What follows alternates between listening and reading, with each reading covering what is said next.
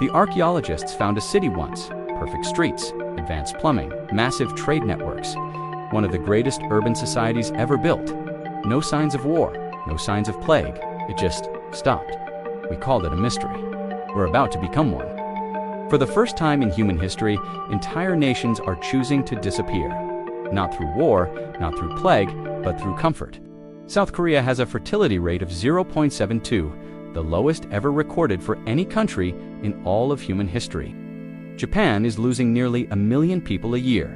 Entire villages abandoned, schools empty, towns paying strangers just to move there. Germany, Italy, Spain, Canada, the richest, safest societies humans have ever built, all quietly hollowing out from the inside. Governments are panicking, and nothing is working. South Korea spent $280 billion on pro-birth incentives over 2 decades, and the birth rate kept dropping anyway. For 200,000 years, humans needed family to survive. Children worked the fields, cared for you in old age, carried your survival forward through time. Family wasn't a lifestyle choice. It was infrastructure, your retirement fund, your labor force, your insurance against disaster. But then we built the welfare state, and it replaced every single one of those functions. And evolution has no mechanism to force reproduction in a world where reproduction is optional and comfort is guaranteed. And here is where this gets ancient and terrifying, because we have seen this exact pattern before. Buried in the ruins of civilizations, historians still cannot fully explain. The Harappan civilization was one of the most sophisticated urban societies of the ancient world. Better city planning than Rome, advanced sewage systems, massive trade networks, and it didn't fall to invasion. It just emptied. The cities went quiet, and we still don't know why. The Maya didn't fall to a single enemy. The population declined across generations. The great cities were swallowed by jungle.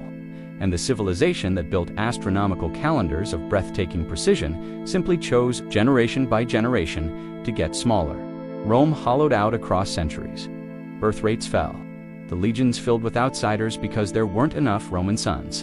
And the city that held 1 million people eventually held fewer than 20,000. The pattern is always the same. Peak sophistication, peak comfort, peak complexity, then the quiet demographic withdrawal.